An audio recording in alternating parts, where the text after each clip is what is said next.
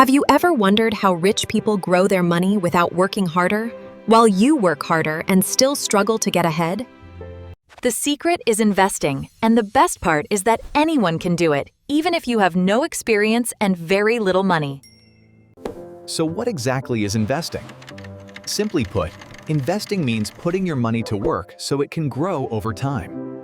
When you invest, you are buying assets like stocks, bonds, or funds that have the potential to increase in value over time. Think of it like planting a seed that grows into a tree. And the more time you give it, the bigger it gets. The most important thing to understand is compound interest, which is interest that earns interest. Compound interest means your earnings start earning money too, creating a snowball effect that can turn small savings into large wealth. The earlier you start, the more powerful compound interest becomes, because time is your greatest ally. Even if you only invest a small amount each month, compound interest can turn it into a fortune over decades. The good news is, you do not need thousands of dollars to start investing. You can begin with as little as $100 or even less. Many investing apps let you start with as little as $1 using fractional shares. Before you invest, you need to prepare financially by building an emergency fund. You should have 3 to 6 months of living expenses saved in cash before you start investing.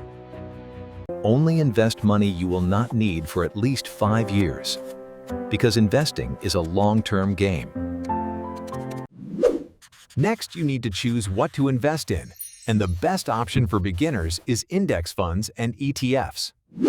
ETFs and index funds are collections of many stocks that give you instant diversification in one purchase. This means if one company does poorly and your whole investment does not suffer because you own many companies. Stocks represent ownership in a company, and when the company grows, the value of your stock grows too. Bonds are loans you give to companies or governments, and they pay you interest in return. Stocks are generally for growth, while bonds are generally for stability and income. For beginners, the simplest strategy is dollar-cost averaging, which means investing a fixed amount regularly. This means you buy more shares when prices are low and fewer when prices are high, which reduces your average cost. Another simple strategy is buy and hold, which means you buy investments and keep them for the long term. Trying to time the market, buying when it is low and selling when it is high, is extremely difficult, even for professionals.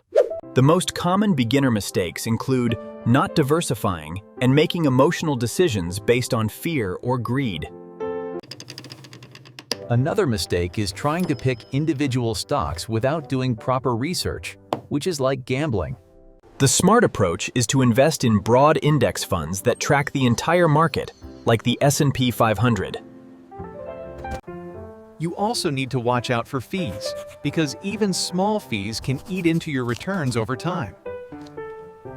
Look for low-cost index funds and ETFs that charge very small fees, often less than 0.1%. The easiest way to start investing is through a robo-advisor, which builds and manages a portfolio for you automatically.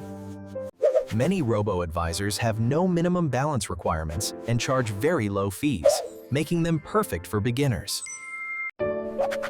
Now I want to hear from you. What is stopping you from starting your investing journey? And share in the comments. The best time to start investing was yesterday. The second best time is right now. If you found this video valuable, please hit that like button to support the channel. And do not forget to subscribe for more personal finance and investing content. The best time to start investing was yesterday. The second best time is right now. Stay curious about money, and I will see you in the next video. Like, subscribe, and leave a comment. See you next time. If you enjoyed this video, be sure to check out these recommendations. Don't forget to like and subscribe for more financial insights. All content on Money Recorded is independently researched, written, narrated, and edited by this channel for educational purposes. This content is based on publicly available information and original analysis.